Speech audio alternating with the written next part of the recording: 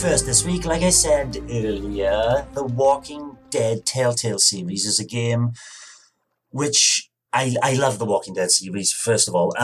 The TV series comes and goes. It's just something to watch in the background kind of thing. But I've read all the comic books, loved it. So when they announced this years and years and years ago, I played the first episode on iOS, never bought it. It came onto Switch, got a reduction, bought it.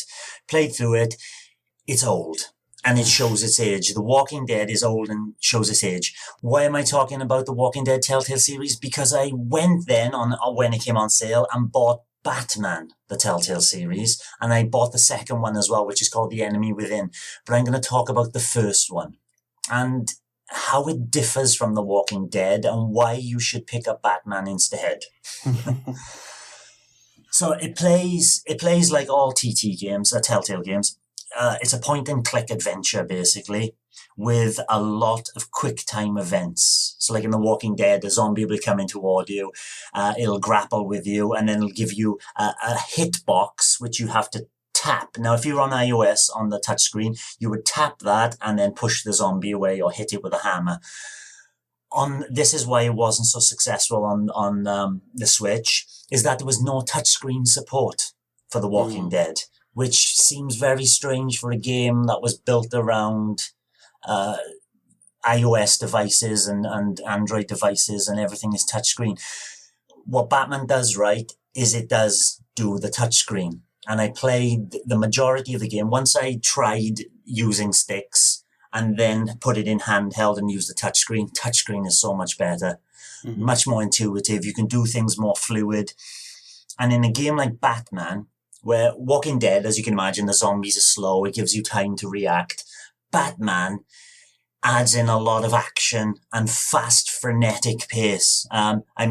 You'll come to a certain action area. And first of all, it will ask you to use a drone to plan your area of attack. So you'll zoom in on an enemy with this drone and you can drag across the drone across the screen and move it everywhere you want. So you zoom in on an enemy. And then once you clicked on the enemy you want to attack, it'll give you environmental things you can do with the enemy. For example, there's a light fitting. I could throw my batarang, hit the light fitting, drop it on his head. Or I could grab him and smash his head into the reinforced concrete wall next to him. So it gives you 2 or 3 or 4 in some cases, ways of disposing of an enemy. So you click on the enemy, you click on that, and you link them together, and then you go to the next enemy. Maybe there are 4 enemies in the room. And once you've clicked on all 4, it says, right, do you want to execute this plan, this action? Yes, you execute it. And then the quick time events start. You're Batman, you jump in, and then as you're going to smash someone's head into that reinforced concrete wall, you either have to touch 1 or 2 buttons on the screen at one time, or you have to swipe to dodge, swipe to block, and it's quick. You feel like Batman, you feel every single hit because you're actually doing that action. That's the action kind of support. Now, the game being a point-and-click adventure, there's lots of dialogue in the game as well.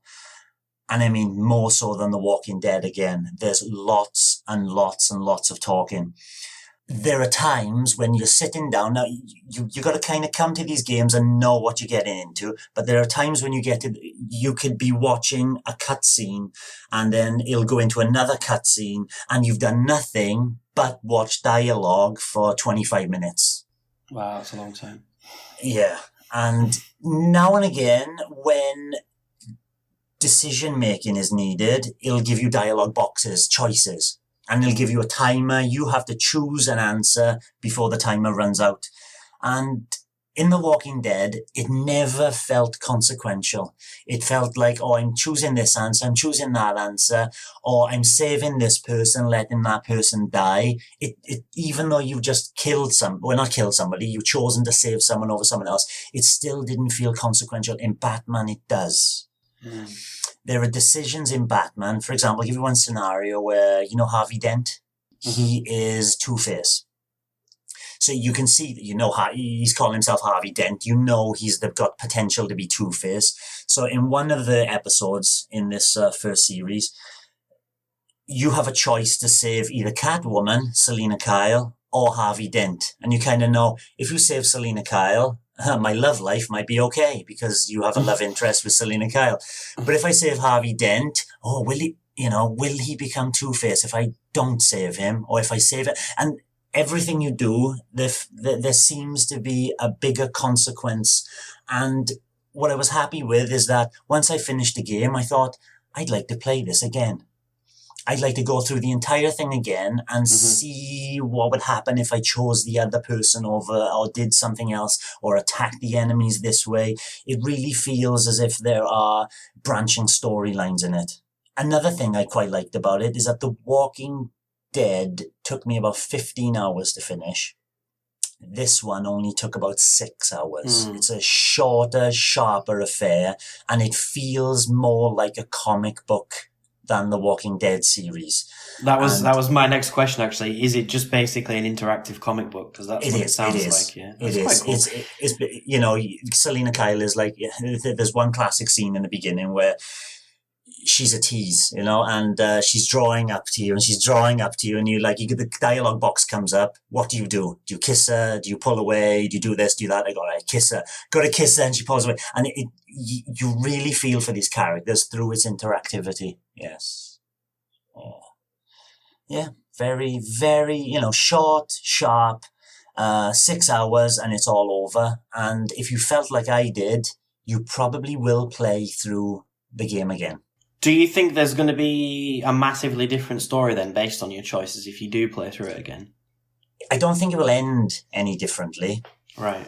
But the progress through the story, for example, like that Harvey Dent Selina Kyle thing, if I let Selina Kyle get shot instead of Harvey Dent lose half his face, so he turns into Two-Face, I think the story would have changed. And there were other ones I wouldn't spoil just in case, but there were even bigger events happening where I could have gone to this location or this location to save this person or this person, and then I'd know nothing about what happened in the other location. So there are places you could go, and then because I saved this person, the story went off in somewhere I wasn't expecting. Yeah, so I think it won't change significantly. I don't think the ending will change, but events and stories happening through the entirety of the arc will change. That's quite interesting. That 6 hours seems about right, because that means you can give it like another 2 or 3 at least playthroughs just to see what else can be what else can happen. How much is it? Regular. No, when these games came out, they were like about 22 quid on the eShop. For one season, yeah? For one season, yeah. Then they had a permanent discount to £12. Wow. But wait for a sale, because they regularly come on sale, and that's when I picked them up. They were £4 each. Jesus. Okay. Yeah. I might actually get one at that price, to be honest. Yes. I'm not really interested in comics or Batman, but it sounds quite interesting. Yeah, so. I think it's intriguing. Have you ever played a Telltale series game before? I haven't actually, no. It's worth just seeing it for what they can do as well. And this is a far better, because it's newer as well. Basically, it's a far better. It looks better. It runs better. There is still some jankiness in. For example, if a character is walking on screen and then it's kind of, you can see the load while they pause and then say something. So there is a little bit of jankiness, but not as much as the original The Walking Dead series. Okay. Thanks for watching, and don't forget to hit the subscribe button and give us a like if you've enjoyed our content. You can also check out our other great content on Twitter, Facebook, Instagram, and the N-E Café podcast from all good podcast providers. Just follow the links in the description below.